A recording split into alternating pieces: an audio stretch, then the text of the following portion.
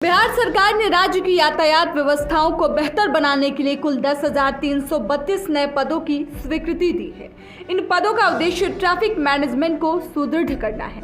इसमें 4,215 पद यातायात थानों के लिए और 1,560 पद हाईवे पे टीवी ट्रोलिंग योजना के लिए स्वीकृत किए गए हैं। पटना जिले में BPRND नॉर्म्स 2015 के अनुसार 1,807 अतिरिक्त पद स्वीकृत किए गए हैं। नवंबर 2023 से बिहार में मैनुअल चालान की प्रक्रिया को समाप्त कर दिया गया है। अब 1527 हैंड हेल्ड डिवाइस के माध्यम से साक्ष्य आधारित कार्रवाई की जा रही है। इसके परिणाम स्वरूप राजस्व में वृद्धि और शिकायतों में कमी आई है। चालान की कार्रवाई में 2023 की तुलना में 2024 में 213% की वृद्धि हुई है। इसके अलावा 7 अगस्त 2024 से सभी टोल प्लाजा पर ई-डिक्टेशन पोर्टल की शुरुआत की गई है। इस पोर्टल का उद्देश्य सड़क सुरक्षा में सुधार करना है। ट्रैफिक पुलिस की पारदर्शी कार्रवाई सुनिश्चित करने के लिए 553 बॉडी वार्नर कैमरे भी लगाए गए हैं। इसके जरिए यातायात गतिविधियों की निगरानी की जा रही है, जिससे कानून के अनुपालन में पारदर्शिता बढ़ी है। नए स्वीकृत पदों पर नियुक्ति और आधुनिक तरीकों के उपयोग से राज्य की यातायात व्यवस्थाओं में गुणात्मक सुधार की उम्मीद है। आप सभी का स्वागत है इस प्रेस कॉन्फ्रेंस में।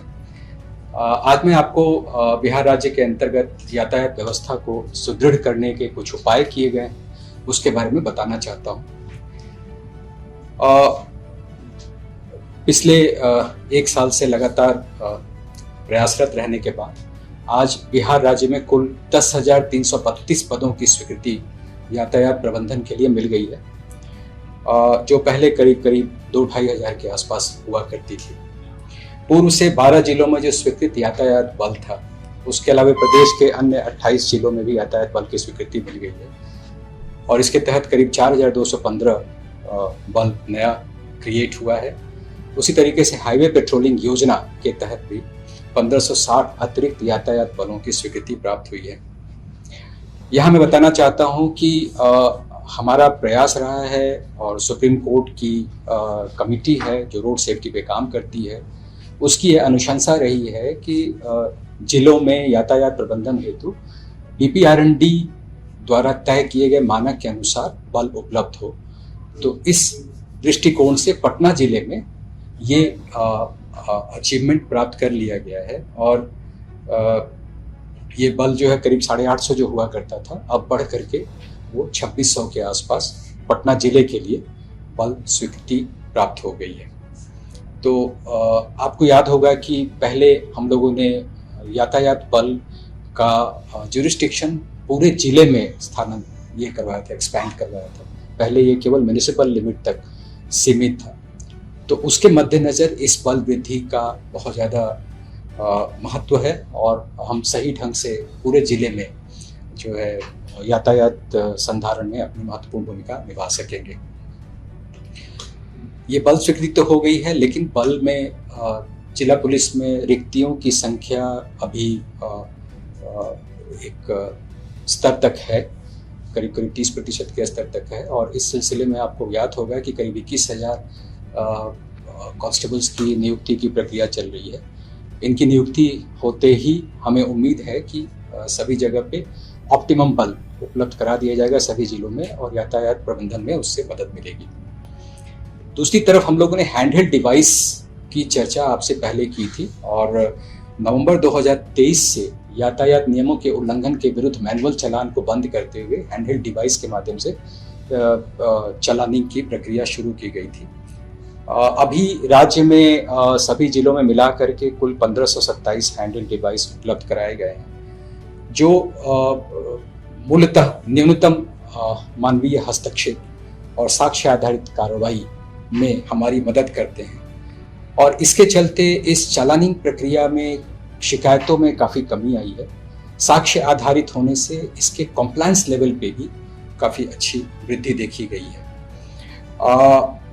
यदि मैं उन आंकड़ों की बात करूं तो यातायात नियमों के उल्लंघन पर चालान की कार्रवाई में वर्ष 2022 से वर्ष 2023 की तुलना में करीब 116% वृद्धि राजस्व में देखी गई है।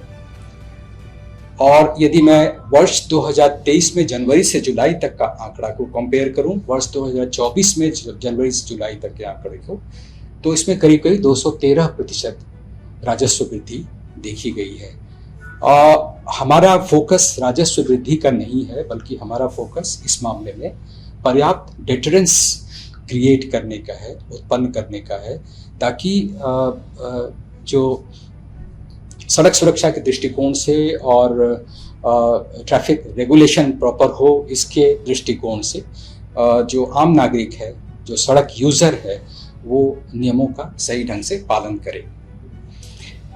इसके साथ एक और इनिशिएटिव शुरू किया गया है, वो परिवहन विभाग और एनआईसी की मदद से ई डिटेक्शन पोर्टल का, और सभी टोल प्लाजा जो हैं वहाँ पर इस प्लेटफॉर्म को उपलब्ध कराया गया है। और पिछले 7 अगस्त 2024 से इसमें कार्रवाई की जा रही है।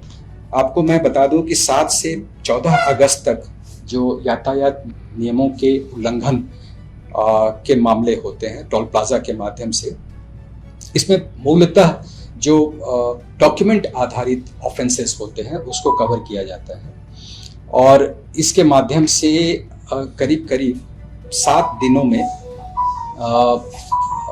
टोल प्लाजा से गुजरने वाली गाड़ियों के विरुद्ध 9 करोड़ का फाइन किया गया है। आपको बता दें कि पिछले महीने उत्तर प्रदेश के उन्नाव जिले में एक दुर्घटना हुई थी, बस दुर्घटना हुई थी, जिसमें बिहार के करीब 18 यात्रियों की मृत्यु हो गई थी। और इसमें ये जानकारी आई थी कि पुअर इन्फोर्समेंट की वजह से एनएच पर ये हादसा हुआ था। अनफिट गाड़ियाँ एनएच पर दौड़ती हैं, कई बार उनका परमिट नहीं होता है अद्यतन।